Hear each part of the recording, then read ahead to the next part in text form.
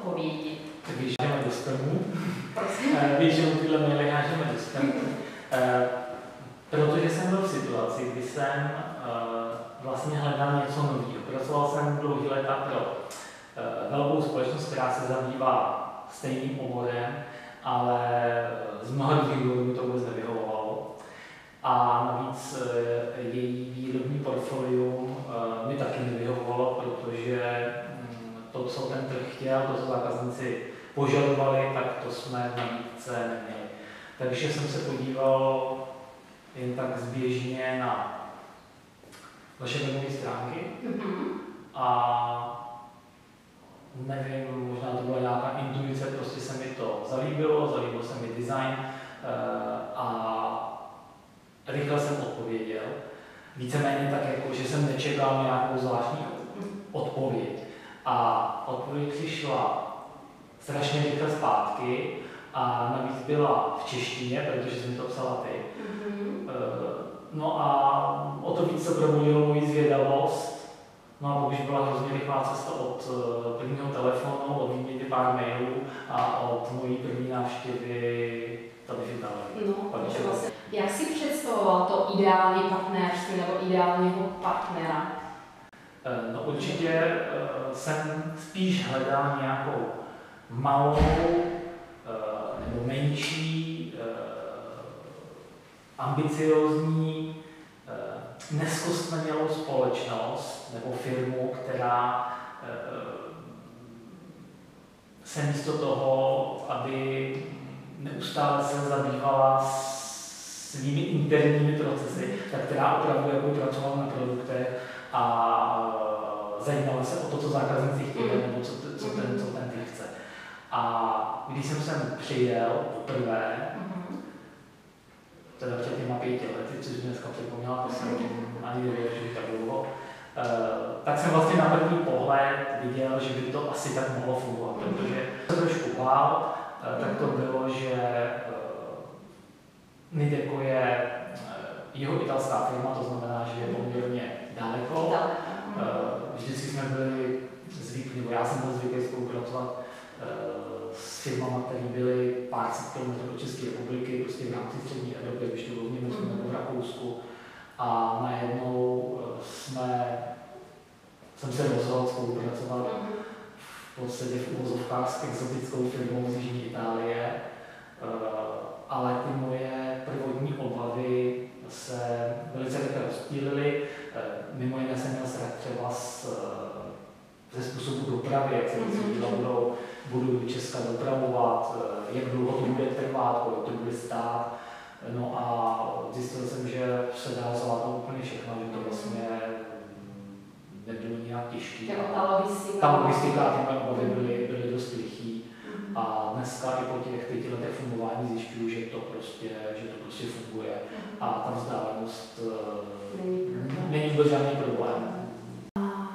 Co bych se ještě něco před... Jo, tak tohle.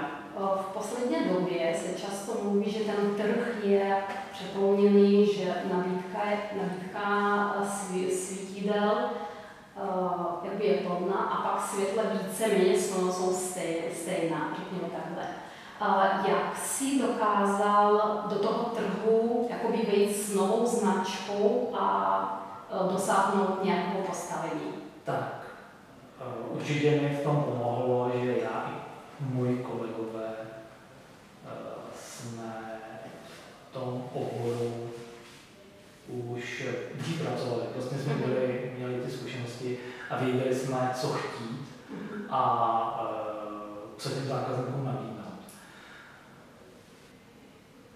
Nebo znalost toho, že to chceme dělat dlouhodobě. To znamená, šli jsme do toho s tím, že chceme na tom pracovat. Nešli jsme do toho s tím, že aha, super, tak tady máme novou značku, domluvíme si výborné ceny, rychle to prodáme a vyděláme peníze. S tím takhle se jako asi nedá uvažovat, když chce člověk začít,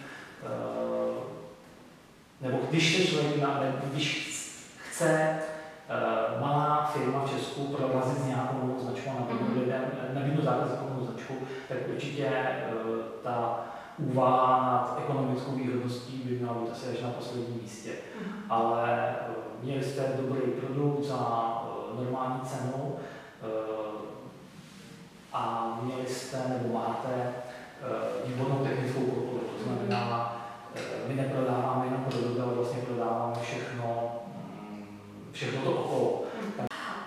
Takže teď po skoro 6 letech spolupráci jsi spokojen s tím, jak jsme spolupracujeme, nebo ty bys něco změnil nebo zlepšil? Nenapadá mi nic zásadního, ale ani nic méně zásadního, co bych chtěl zlepšit. Niteco je prostě firma, která mi přirostla k srdci a s kterou pro kterou rád pracuju, nebo s kterou rád spolupracuju a nic zásadního bych A ještě teď jakého postavení jste myslím si, že Hypoty patří, co se týče produktů mezi tu špičku na trhu. To znamená, patříme určitě mezi ty renomované firmy, se kterými se musí počítat a kteří jsou i ostatními konkurenty respektovaní. Ale ty mi říkáš, že občas jakoby rozhodnout si pracovat pro mladou společnost, to může být plus. Mně osobně nabídla víc, než jsem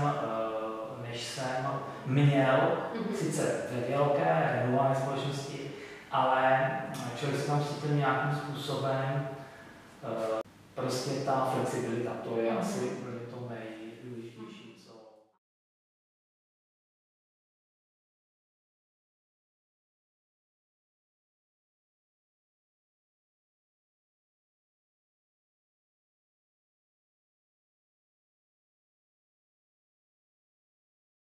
Můžeme. Tak Davide, povídej, čím se zabýváš Výpol? Já mám na starosti v podstatě světelně technické výpočty a všechno, co souvisí s technickou přípravou pro zákazníky, technické podklady, všechno, co zákazník potřebuje ohledně tady těchto věcí, tak se většinou obrací na mě. Jak vypadá tento jednání se zákazníkama, jak to funguje? Většinou mi zavolá přímo pan projektant, nebo mi pošle e-mail se žádostí, že by potřeboval zpracovat světelně technický výpočet, protože má zadání od svého zadavatele, což je většinou město nebo technické služby, že potřebuje připravit podklady pro to, aby on mohl rozmístit jednotlivý světelné body do situace. A tím, že já mu poskytnu světelně technický výpočet, tak ví, kam by měl umístit to svítidlo, v jakém výkonu, jak by mělo svítit, kam by mělo svítit a tak. To je samozřejmé, že vždycky pracujeme v rámci českých norem, aby to vyhovovalo a splňovalo ty dané požadavky, co má. Problémy. Řešíte problémy. Ale velmi často taky se setkávám s neúplně standardními situacemi, to znamená, že musíme šáhnout po nějakým atypickým řešením. A tím, že já si můžu v tom programu lecos vyzkoušet, nakombinovat třeba optiky, nebo vymyslet v podstatě úplně něco nového, tak a díky tomu splním tu normu a toho, co potřebujeme dosáhnout, tak díky tomu ode mě dostáváte spoustu bláznivých e-mailů, že bych potřeboval vyrobit toto nebo tamto, nebo že bych potřeboval něco nakombinovat, nebo v podstatě, jestli to svítidlo umí zase úplně něco jiného, než v podstatě je klasická věc. A kolikrát si říkám, že mě s tím jako Niteco vyžene, co si to vymýšlím za hlouposti. A v podstatě se ještě ani jednou nestalo to, že byste řekli, to není možné. Jo, takže vždycky s čím jsem jako přišel a myslel jsem si, že jako to už není možné, tak jste to dokázali vyrobit. A to ti určitě pomáhá, že v jednání se zákazníkem?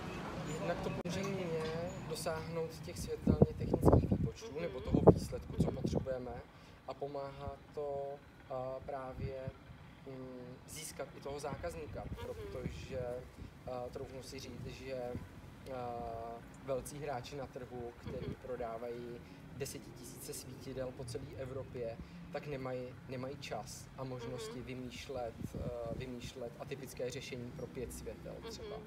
A to si troufnu říct, že je naše velká výhoda v podstatě díky vám. Něco ohledně personalizace svítidel. Třeba jaké si nějaký příklad, jaké situace třeba se setkáváš s tím?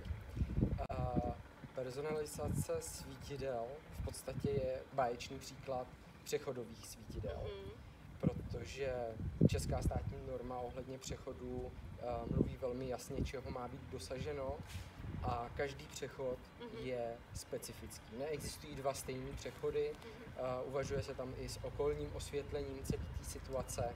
A jak říkám, každý přechod je specifický a vždycky na to musí být udělaný světelně technický výpočet. A tím, že my dokážeme vyrobit svítidlo podle mého výpočtu, tak každé přechodové svítidlo je vyroben právě podle toho výpočtu, podle toho, jak my vám to pošleme, vy to tak vyrobíte a pošleme to zákazníkovi. A máme jistotu, tu správnou optiku, to správné natočení optiky, správný výkon, tak aby to nebylo přesvětlené, ale zase, aby bylo světlo tam, kde je potřeba v celém přechodu, ta rovnoměrnost.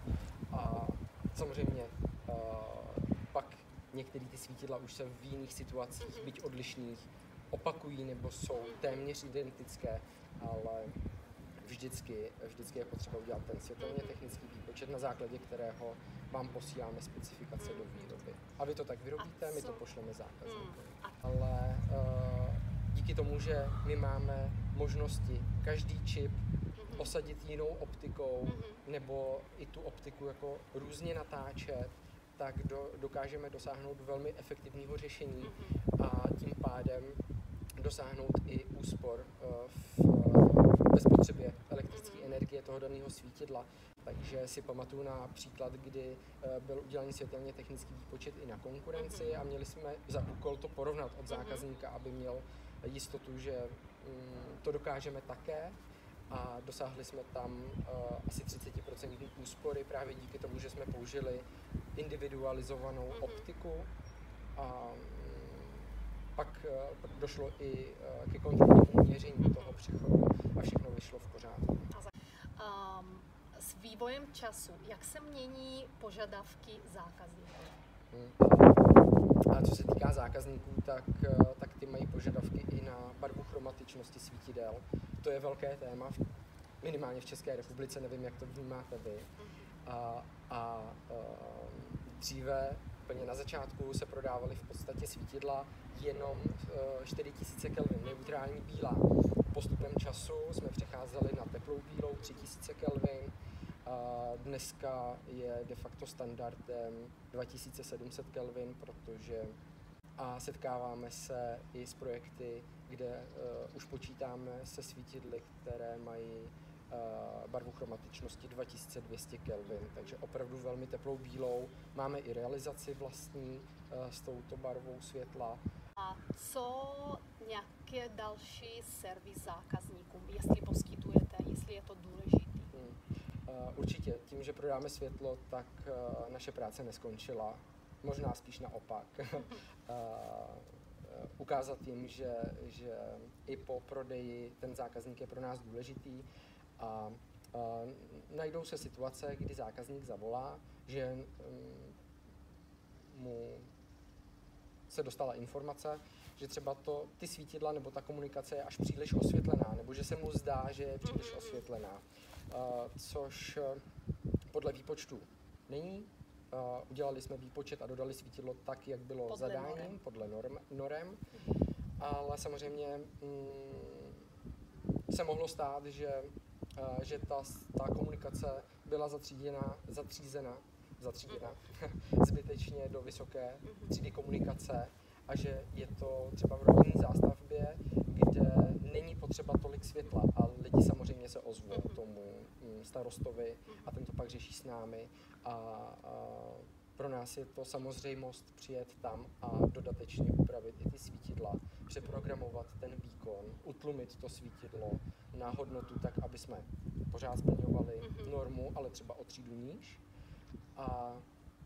A přesto vyšli zákazníkovi vstříc, tím pádem starostovi nebo přímo městu vstříc a ponížili ten výkon tak, aby to bylo příjemné pro obyvatele.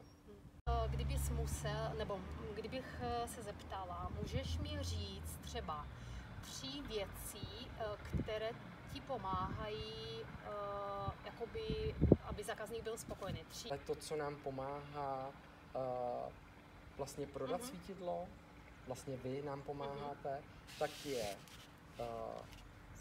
individualizace svítidel, to znamená vyrobit svítidlo tak, jak my potřebujeme, s výkonem a optikou, tak, jak nám řekne výpočet, tak, jak já si to vlastně vymyslím. A další věc je právě váš přístup k nám. Ráno zavoláme a odpoledne je na stole řešení, nebo minimálně informace, jestli to jde, nebo to nejde. Takže ta promptnost a rychlost vaší komunikace je skvělá. A třetí, troufnu si říct, že délka záruky na svítidla, protože to, jak dalece a dlouze se výrobce nebo dodavatel dokáže za ty svítidla zaručit, je z mého pohledu velmi jasný argument pro to, jak to svítidlo je kvalitní. Pokud bychom věděli, že neprodáváme kvalitní svítidla a vyskytovaly se problémy, nedokážeme dát tak dlouhou záruku. A tím, že jsme na trhu docela dlouho, tak se zatím jeví, že ty svítidla opravdu jsou kvalitní, drží a se zárukou nemáme žádný problém. Jsem rád. Jo, jestli je důležité termíny dodání pro zákazníky. Jo, samozřejmě. Ty jsou velmi důležité a občas se stane i to, že zákazník zavolá, nemáte něco skladem. Bohužel díky individualizaci skladem nemůžeme držet žádné zásoby a všechno je vlastně vyráběno nebo zadáno do výroby po objednávce, buď e-mailem nebo telefonem, ale dokážeme to i do 2. týdne. Pokud všechno klapne tak, jak má, je volná výroba, stihneme v pořádku dopravu, tak v podstatě ve čtvrtek jsme objednávali a v úterý zákazník už to svítidlo měl, takže přes víkend se to stihlo vyrobit a dodat a všichni byli spokojení.